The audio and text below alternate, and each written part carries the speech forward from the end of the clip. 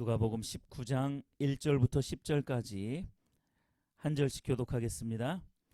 예수께서 여리고로 들어가 지나가시더라. 삭개오라 이름하는 자가 있으니 세리장이요 또한 부자라. 그가 예수께서 어떠한 사람인가 하여 보고자 하되 키가 작고 사람이 많아 할 수 없어 앞으로 달려가서 보기 위하여 돌무화 과나무에 올라가니 이는 예수께서 그리로 지나가시게 되밀어라. 예수께서 그곳에 이르사 쳐다보시고 이르시되 삭개오야 속히 내려오라. 내가 오늘 내 집에 유하여야 하겠다 하시니 급히 내려와 즐거워하며 영접하거늘 무사람이 보고 수군거려 이르되 저가 죄인의 집에 유하러 들어갔도다 하더라. 삭개오가 서서 주께 여짜오되 주여 보시옵소서 내 소유의 절반을 가난한 자들에게 주겠사오며 만일 누구의 것을 속여 빼앗은 일이 있으면 네 갑절이나 갚겠나이다. 예수께서 이르시되 오늘 구원이 이 집에 이르렀으니 이 사람도 아브라함의 자손님이로다. 인자가 온 것은 잃어버린 자를 찾아 구원하려 함이니라. 아멘. 아멘. 네. 예수님께서 여리고성에 들어갑니다. 자, 그런데 예수님께서 왜 이 여리고성에 들리셨을까? 이때가 어떤 때냐면 예수님이 십자가에 달려 돌아가시기 거의 일주일 전입니다. 그러니까 예수님이 죽기 전에 예루살렘 성으로 들어가기 전에, 그러니까 예루살렘 성에 들어간다라는 것은 무엇이냐면 예수님이 이제 그곳에서 고난을 당하시고 이제 사람들에게 잡혀서 고난을 당하시고 십자가에 달려 죽으러 사실은 예루살렘 성에 들어가시는 거예요. 그런데 그 예루살렘 성에 들어가기 거의 일주일 전에 어디를 들렸다가 가셨냐면 이 여리고라는 성을 들리신 거예요. 예루살렘과 이 여리고성은 그렇게 멀지가 않습니다. 가까워요. 이 여리고성에 들려서 누구를 만나는 겁니까? 삭개오라는 이 사람을 만나기 위해서 예수님은 이곳에 들린 거예요. 자신이 죽기 직전에 자신의 죽음을 직감한 그때에 예수님께서 어디를 들리셨냐면 이 한 사람을 살리기 위해서 삭개오가 있는 여리고성에 들린 거예요. 그러니까 예수님께서 이 여리고성에 들렸을 때 하신 일은 사실 이 일밖에 없습니다. 그리고 나머지는 뭐 비유의 말씀이고, 이 삭개오라는 한 사람을 살리기 위해서 예수님은 이 여리고성에 들어가신 거예요. 그리고 삭개오를 만납니다. 1994년도에 한 영화가 있었습니다. 스티븐 스필버그 감독이 만들었던 영화 뭐였죠? 쉰들러 리스트라는 영화가 있습니다. 명작이에요. 거의 한 3시간 정도 되는 영화인데 2차 세계대전을 배경으로 한 유대인 학살, 홀로코스트라고 하죠.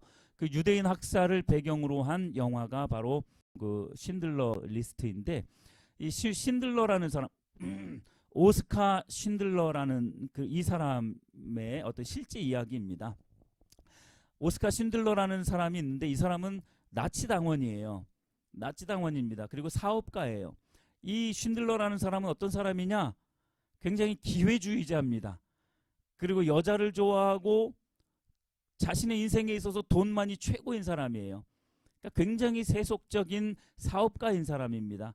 그래서 이 독일 장교들을 잘 포섭해가지고 자기 편을 만들어서 어떻게든 사업을 이렇게 일구어 나갔던 그런 사람이었어요. 아니나 다를까 그 2차 세계대전이 발발했을 때에 그 전쟁을 사용해서 자기 사업을 좀 크게 일으켜 보려고 했던 사람이에요. 그래서 그 사람이 머리를 쓴 게 뭐였냐면 2차 세계대전 당시 그 폴란드에 있는 유대인들, 그 유대인들을 쓰는 것은 굉장히 임금이 싸니까 그 유대인들을 써서 유대인들이 운영했던 공장을 거의 빼앗다시피, 그리고 자기가 사는 집도 역시 유대인들이 살았던 그 집을 거의 빼앗다시피 해서 그렇게 산 사람이에요. 그래서 공장을 그렇게 인수해가지고 유대인들을 많이 고용을 해서 이제 아주 싼 임금으로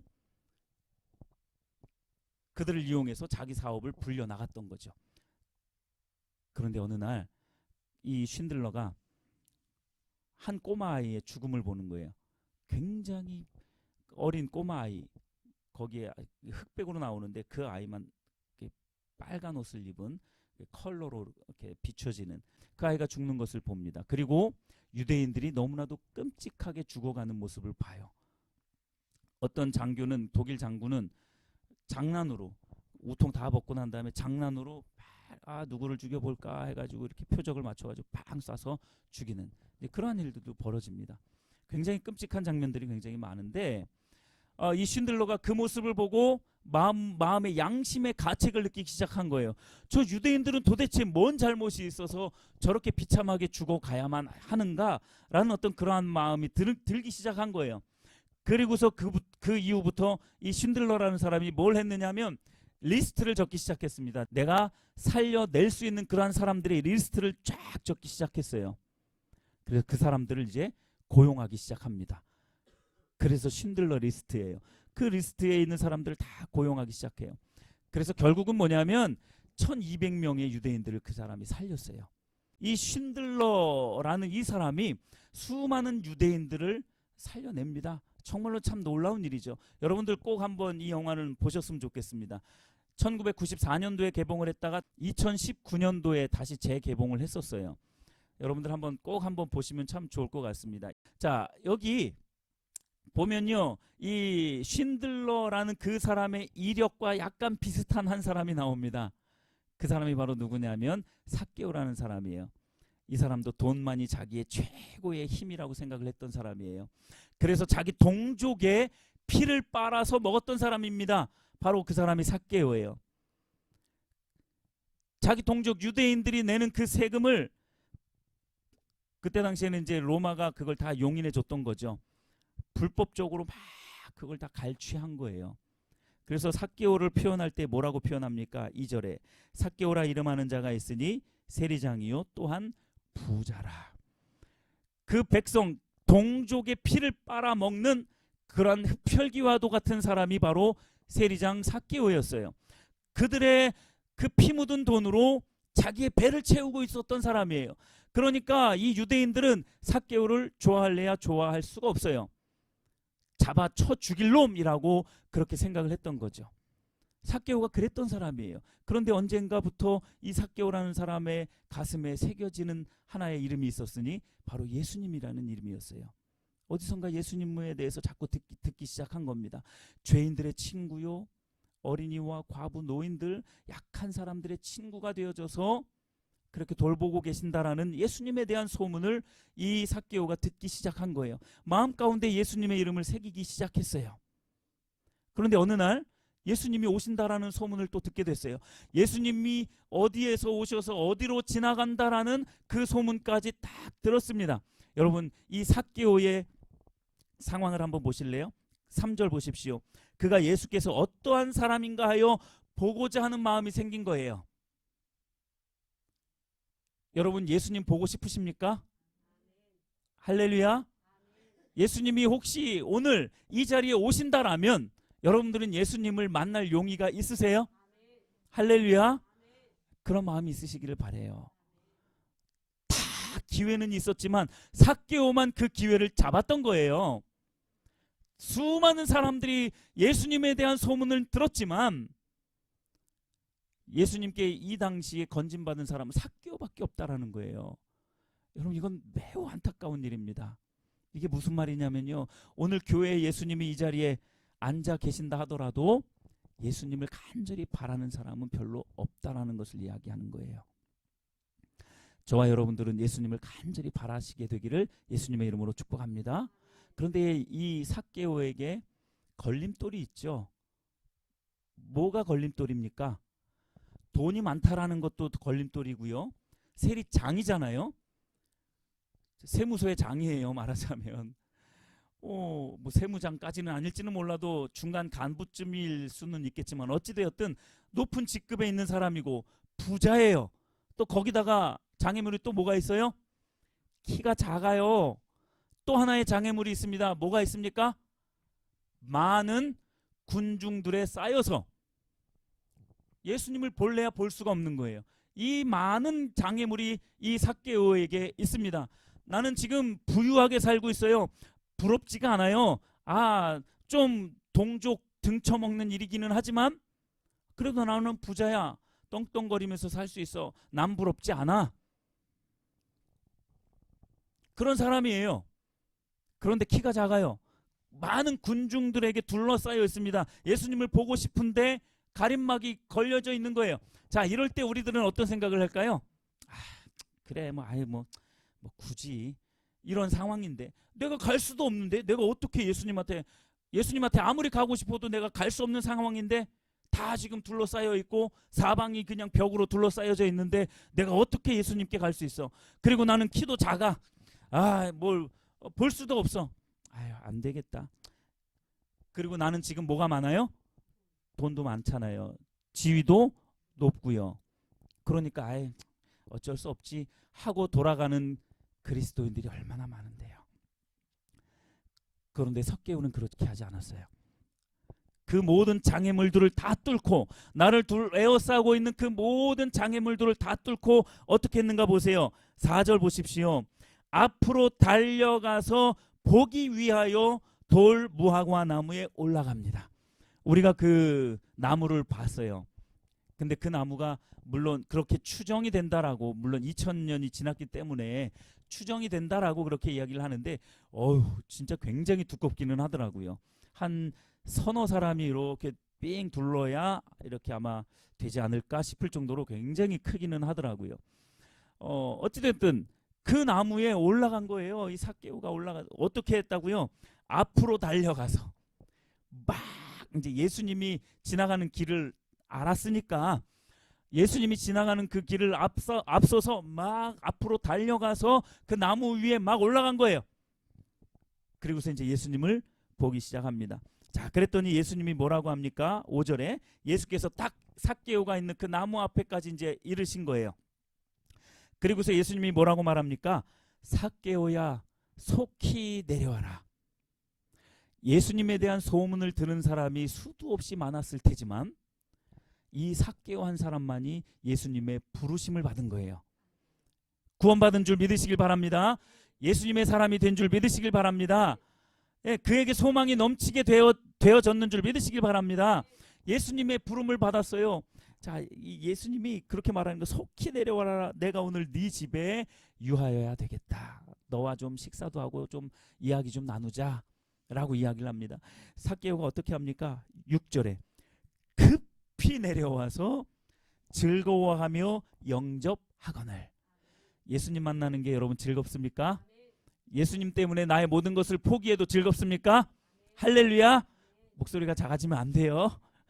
나의 모든 것. 자, 이 삭개오가 예수님을 만나러 급히 내려왔다라는 것은, 그를 영접했다라는 것은 이제 자기의 모든 것들을 다 내려놓을 준비가 되어졌다라는 것인 줄 믿으시길 바랍니다. 준비가 다 되어졌기 때문에 예수님께 그렇게 속히 나아간 거예요. 내 모든 것들을 포기하지 못할 때에는 속히 나갈 수가 없습니다. 그러니까 오늘날의 많은 그리스도인들이 주저주저 하는 거예요. 예수님께 나아가려고 하는데 주저주저 하는 거예요. 왜냐하면 내게 있는 모든 것들을 다 내려놓을 준비를 해야 되기 때문에. 그런데 제가 늘 말씀을 드리잖아요. 그 내려놓을 준비만 하면, 우리 마음 자세가 그러한 자세가 되면 하나님은 저와 여러분들을 하나님의 길로 인도하시는 줄 믿으시길 바랍니다. 그러니까 사람들이 왜 주저주저 하냐면, 삭개오처럼 속히 내려와서 즐거워하면서 예수님을 영접하지 못하는 이유가 뭐냐면, 내가 이걸 포기하면 그야말로 내가 완전히 왕거지가 되는 줄 알기 때문에 그래요. 내게 있는 모든 즐거움들이 다 사라질 줄 알고 그래요. 내가 다 망하는 줄 알고 그렇게 생각을 합니다. 예수님 만난 사람 중에 제가 일전에도 한번 말씀드린 적이 있어요. 예수님 만난 사람 중에 망한 사람이 한 사람이라도 있으면 저에게 데려오라고요. 제가 다 보상해 드리겠습니다. 근데 그 의미를 잘 생각을 하셔야 돼요. 망한다라는 의미가 뭔지. 사업이 망한 게 아닌 거예요. 좋은 학교에 못 간 게 망한 게 아니에요. 도대체 왜 그리스도인들이 그런 세속적인 생각을 가지고 그러한 것들이 망한 것이고, 좀 잘 되면 그것이 하나님의 은혜로 잘 된 것이다, 이렇게 단세포적인 그런 신앙생활을 하는지 저는 잘 모르겠어요. 그게 아니에요, 여러분. 진짜 예수님을 만난 사람은 이 삭개오처럼 내게 있는 모든 것들을 다 버려서라도 내가 예수님을 주인으로 삼을 수만 있다면 나는 다 내버릴 수 있습니다. 이게 성공한 인생인 줄 믿으시길 바랍니다. 이게 가장 성공한 인생이에요. 예수님이 온 우주 만물의 주관자이신, 온 우주 만물을 창조하신 그 하나님이 내 안에 들어오는데 무슨 불평이 있고 무슨 불만족이 있겠습니까? 이 세상의 전부이신 하나님이 내 안에 들어와 계시는데요. 그래서 이 삭개오는 예수님을 급히 내려가서 즐거운 마음으로 영접을 했습니다. 자, 이때에 이렇게 해피엔딩으로 끝나면 좋겠죠. 그러나 항상 우리 주위에는 뭐가 있어요? 대적하는 자가 있습니다. 7절 보십시오. 무사람이 보고 수군거려 이르되 속닥속닥 하는 거야. 수근수근 대면서 뭐라고 말합니까? 저가 죄인의 집에 유하러 들어갔도다. 지금 이 사람들은 삭개오를 뭐로 보고 있습니까? 죄인으로 보고 있는 거예요. 저 더러운 놈, 민족의 피를 빨아먹는 놈, 저 나쁜 놈, 돌로 쳐 죽여도 모자랄 놈이라고 생각을 하고 있어요. 그런데 예수님은 이 삭개오를 어떻게 보고 있습니까? 친구로 여기고 있는 거예요. 친구로 여기고 있습니다. 5절에 삭개오야 속히 내려와라, 내가 네 집에 유하여야 되겠다. 이게 삭개오를 친구로 여기고 있는 겁니다. 세상 사람들은, 저와 여러분들의 대적자들은, 저 사탄은 우리를 정죄하고 나쁜 놈이라고 죄인이라고 늘 그렇게 침륜에 빠지도록 그렇게 우리를 몰아세우지만 하나님은 우리를 친구로 여기신다라는 것을 여러분 꼭 잊지 마십시오. 예수님은 우리를 친구로 여기십니다. 그래서 내려오라고, 나와 함께 하자, 나와 함께 하자 라고 예수님이 우리를 부르고 계시는 거예요. 삭개오가 즐거워가지고 내려옵니다. 그러면서 삭개오가 시키지도 않았는데, 이게 바로 진짜 예수님을 만난 사람들의 모습이에요. 시키지도 않았어요. 시키지도 않았는데 뭐라고 말을 합니까? 주여 보시옵소서, 내 소유의 절반을 가난한 자들에게 주겠사오며 만일 누구의 것을 속여서 빼앗은 일이 있으면 네 갑절이나 갚겠나이다. 이게 무슨 말이에요? 네 갑절로 다 갚겠다라는 이야기예요. 사실은 다 속여서 빼앗았기 때문에 네 갑절로 다 갚겠다라는 이야기예요. 그러면 이 사람 재산이 뭐 얼마나 남겠어요? 아마 대부분은 그 빚을 갚는데 다 썼을 겁니다. 이 쉰들러라는 사람이 그랬어요. 그 유대인들을 살리기 위해서 자신의 재산을 다 거기다 쏟았어요. 자기가 가지고 있는 다이아몬드 이런 것들을 장교를 사는데 쓰고 자기가 그동안 벌었던 돈들을 다 쏟아부어서 나중에는요, 그들 일도 제대로 시키지도 않아요. 그냥 그들 보호하고 있는 거예요. 먹여 살리고. 이 삭개오가 바로 그렇게 했습니다. 네 갑절로 그들에게 다 갚아주겠다라고 그렇게 이야기를 합니다. 자, 이렇게 예수님을 제대로 만난 사람에게 예수님이 무엇을 약속합니까? 9절, 예수께서 이르시되 오늘 구원이 이 집에 이르렀으니 이 사람도 아브라함의 자손이미로다. 할렐루야. 우리가 아브라함의 자손이 될 수 있어요. 바로 이렇게 삭개오처럼 예수님을 즐겁게 영접하고 자신의 것을 가난한 자들에게 나누어 주겠다라는 그런 마음의 자세, 이러한 것들이 우리 안에 있으면, 그렇다고 해서 오늘부터 이제 가난한 사람 부르 이웃 돕기 해야 되나 보다. 이런 게 아니고, 물론 당연히 그렇게 할 수도 있겠지만 우리의 마음 중심이 예수님께로만 맞추어지면 돼요. 그러면 하나님이 뭘 해야 될지를 알려주십니다. 그때부터 알려주시기 시작해요. 그때 그렇게 하면 되는 거지. 뭐 여기서 한다고 그래가지고 이제부터 또 나 이제 또 예수님 만나면은 불이웃 돕기 매달 막 몇백만 원씩 해야 되나 보다. 이런 게 아닙니다, 여러분. 하나님을 만나셔야 돼요. 그래서 하나님을 만나셔야 됩니다. 예수님을 더 깊이 만나셔야 됩니다. 자, 10절, 오늘의 마지막 가장 예수님께서 하시고 싶은 말씀이 바로 이 말씀입니다. 10절 다 같이 읽어보겠습니다. 시작. 인자가 온 것은 잃어버린 자를 찾아 구원하려 함이라. 아멘. 예수님이 이 땅 가운데 오신 이유가 뭐라고 말씀하고 있습니까? 잃어버린 자를 구원하기 위해서, 잃어버린 자를 구원하기 위하여서 예수님은 이 땅 가운데 오신 거예요. 잃어버린 자라는 의미가 뭡니까? 잃어버린 자를 찾아 구원하겠다라는 겁니다. 잃어버렸다라는 건 뭐예요? 원래 누구 겁니까? 원래 내 건데 잃어버린 거예요. 잃어버린 겁니다. 그러니까 찾는다라는 거죠. 예수님이 이 땅 가운데 오신 이유는 바로 그거예요. 원래 예수님의 소유였는데, 저와 여러분들이 예수님의 소유였는데 어느 순간인가부터 예수님의 소유로 살아가지 않고 내가 내 주인이 되어서, 또는 세상이 나의 주인이 되어서, 더 나아가서는 사탄이 내 아비 노릇을 하면서 그렇게 살아가는 인생들, 그게 다 잃어버린 자들인 거예요. 그 잃어버린 자들을 찾아서 예수님이 주인이 되지 못한, 예수님에게 인생을 전부 걸지 못하는 그러한 인생을 찾아서 오늘도 예수님은 돌아다니고 있는 거예요. 이 자리에도 오셨어요. 근데 거들떠보지도 않으면, 우리가 거들떠보지도 않으면 우리는 구원에서 떨어질 수밖에 없을 것이고, 예수님으로 말미암는 그 수많은 은혜와 생명들을 맛보지 못하게 되는 거죠. 예수님의 목적은 단 한 가지였어요. 잃어버린 한 영혼을 찾아서 구원시키기 위해서 이 땅 가운데 오셨다라는 거예요. 그러니까 이제는 이해가 됩니다. 왜 예수님이 죽기 직전에, 그 고난을 받기 직전에 여리고라는 성에 들어와서 왜 삭개오를 만났는지, 그 한 영혼을 구하기 위해서, 그 한 영혼을 구원하기 위해서 예수님이 여리고성을 들리셨던 거예요. 자기가 지금 죽을 지경인데 예수님은 그 한 영혼을 위하여서 찾아오신 거예요. 지금 이 시간에 저와 여러분들을 예수님이 찾아오신 거예요. 여러분들을 구원하기 위해서, 저와 여러분들을 구원하기 위해서 지금 이 시간 예수님이 찾아오신 거예요. 근데 거들떠보지도 않아. 오늘날의 그리스도인들이, 정말로 제가 봤을 때 정말로 많은 성도들이 예수님이 그렇게 자기가 죽기 직전에 내가 너는 살려놓고 가야 되겠다라고 우리를 만나시기를 원해서 찾아오시는데 거들떠보지도 않아요. 나는 관심 없어. 나는 내 인생이 최고야. 돈이 최고야. 성공이 최고야. 내가 행복한 게 최고야. 이런 생각을 가지면서 거들떠보지도 않는 그런 그리스도인들이 너무나 많은 거예요. 그러한 무리가 되지 않게 되기를 예수님의 이름으로 축복합니다. 예수님은 그처럼 잃어버린 자를 찾아서 구원하기 위해서 오셨어요. 자, 그런데 잃어버린 것을 찾는 것은 누가 찾아요?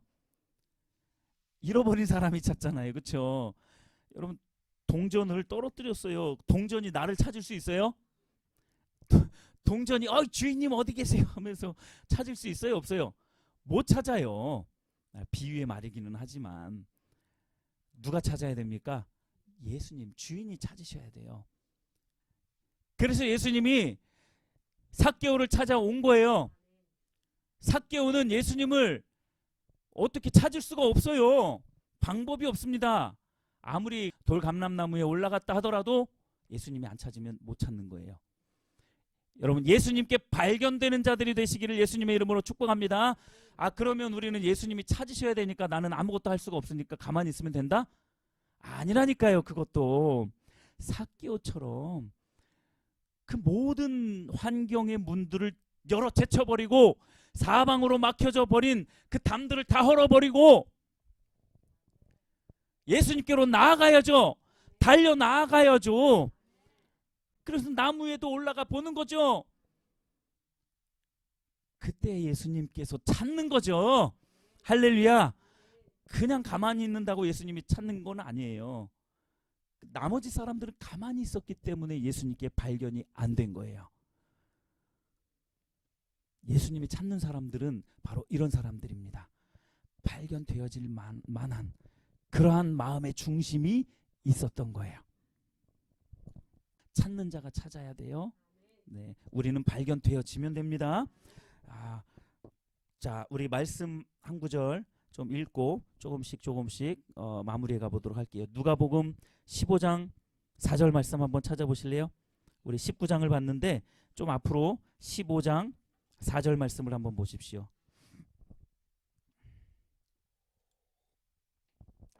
다 같이 읽어보겠습니다. 시작. 너희 중에 어떤 사람이 양 100마리가 있는데 그 중에 하나를 잃으면 99마리를 들에 두고 그 잃은 것을 찾아내기까지 찾아다니지 아니하겠느냐.